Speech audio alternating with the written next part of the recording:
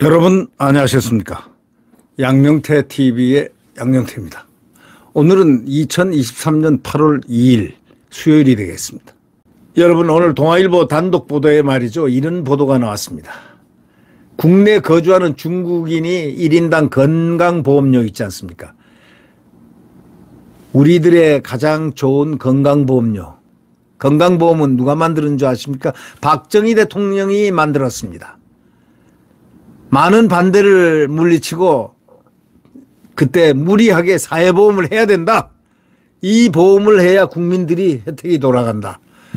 이래가지고 만든 건강보험, 이거는 세계적으로 지금 대한민국이 상당히 그 모델 케이스로 이렇게 각광을 받고 있는 이 제도인데, 이걸 갖다가 묘한 구석이 지금 나타난 게 하나 있습니다. 국내 거주 중국인 1인당 건보료가 119만 원을 사용했습니다. 다른 외국인들보다 2배를 더 사용합니다. 다른 외국인들은 예를 들면 평균이 말이죠. 한 60만 원도 채 안 돼 50몇만 원인데 이들은 119만 원을 사용했습니다. 여러분 이 중국인들 이렇게 혜택을 줘야 됩니까?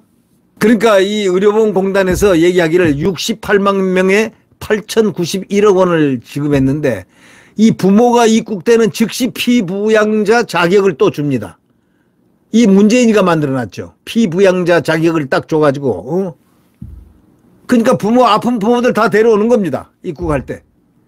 고혈압 등 노인성 질환이 특히 많습니다. 건강보험법 개정으로 이 과다 이용을 이제 막아야 될 때가 됐다. 이런 얘기입니다. 여러분 어떻게 생각하십니까?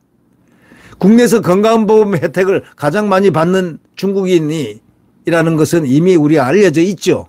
근데 중국인이 일명이 쓰는 건강보험 재정이 다른 국적을 가진 외국인의 2배라 2배가 된다는 겁니다.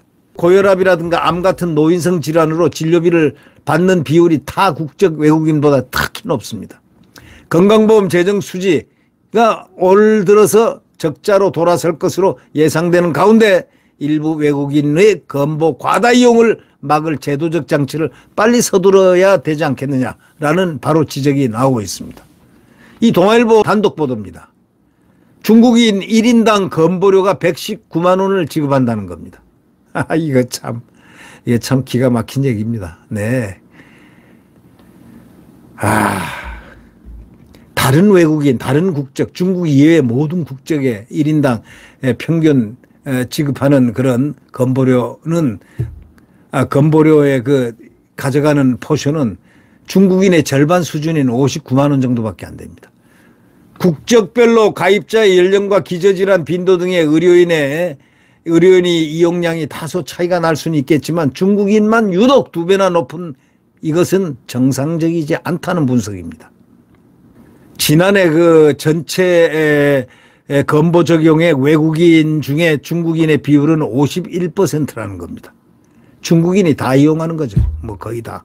그런데 고혈압 진료비의 80%가 중국인에게 다 지급됐다는 겁니다. 이거는 중국인들이 다른 국적 외국인보다 유독 고혈압 진료를 위해 병원을 많이 찾았다는 뜻으로 해석됩니다. 그죠? 이러한 경향은 다른 노인성 질환에서도 유사하게 확인됩니다. 지난해 외국인 뇌경색증 진료비 86%, 무릎관절증 진료비 85%가 중국인에게 지급됐습니다.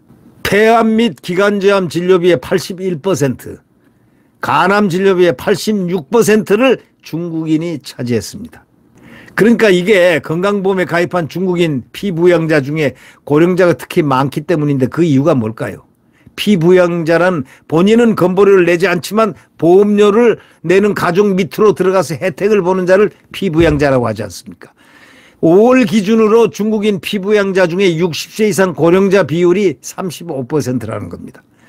베트남, 우즈베키스탄 피부양자가 많은 다른 국적 외국인들의 경우 고령자 비율이 10% 초반인데 이들은 35%라는 겁니다. 전부 다 2배가 훨씬 넘습니다. 네. 이건 뭐냐?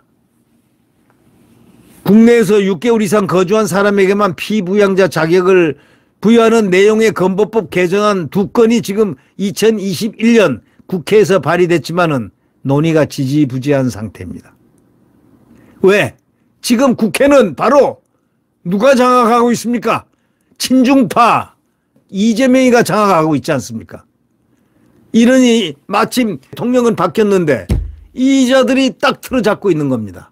우리는 다시 한번 이 나라 재정을 다시 이건 건강보험 국적에 따른 이게 보면 이렇게 차이가 나는 것은 2배 차이가 나는 거, 뭐든지 2배가 난다는 건 뭔가 문제 있지 않느냐 이게. 좋은 데서 2배가 차이 나는 게 아니고 국고를 줄줄 3개 하는 데서 2배가 차이가 난다면 뭔가 문제가 있지 않느냐 이런 얘기죠. 이것이 모두 다 투표 내년 총선거로 돌아갑니다. 여러분 정말 좀 싫어도 조금 싫은 감정이 있어도 국민의힘을 꼭 찍으십시오. 왜? 국민의힘은 좋은 정당입니다. 나쁜 정당이 아닙니다. 대한민국을 수호해왔던 대한민국의 바로 헌법상의 가장 헌법을 잘 지켜왔던 그 정당이 바로 대한민국 정당입니다. 국민의힘 반드시 밀어서 200석을 만들어내게끔 국민들이 만들어줘야 될 이유는 바로 이러한 이유들. 수많은 악법들, 어저께 발의한 이동관법 같은 그런 야만법들, 이런 법들을 또 검수완박법이라든가 공수처법이라든가 이런 헌법을 쪼개면서 헌법을 훼손 파괴하면서까지 만들어낸 이들 문재인 시대 만들어낸 이 악법들이 다 이자들이 다 만드는 겁니다. 지금 있는 자들입니다. 이 자들이 4년 전부터 문재인 휘하에서 칼춤을 추는 자들입니다. 입법 칼춤 마음대로 찍어내는 것. 국화빵 찍듯이 그냥 빵 막 찍어댑니다. 민주당 표. 이제 이것을 우리 국민들이 막아야 되겠습니다. 그 막는 방법은요. 국민의힘에 200석을 안겨주는 겁니다. 네. 절대로 민주당을 찍어서는 안 된다는 얘기입니다. 민주당 영석 만들기 운동을 해야 됩니다. 영석이야 되겠습니까? 많은 영석 만들기 운동. 제가 예상하기에는 민주당이 70석까지는 될 가능성이 있다라고 보고는 있습니다. 네. 200석 이상을 국민의힘에 몰아줘야 된다라는 그런 논리가 이거는 대한민국 헌법 수호를 위해서 그렇다라고 저는 외칠 수 있다고 생각합니다. 네.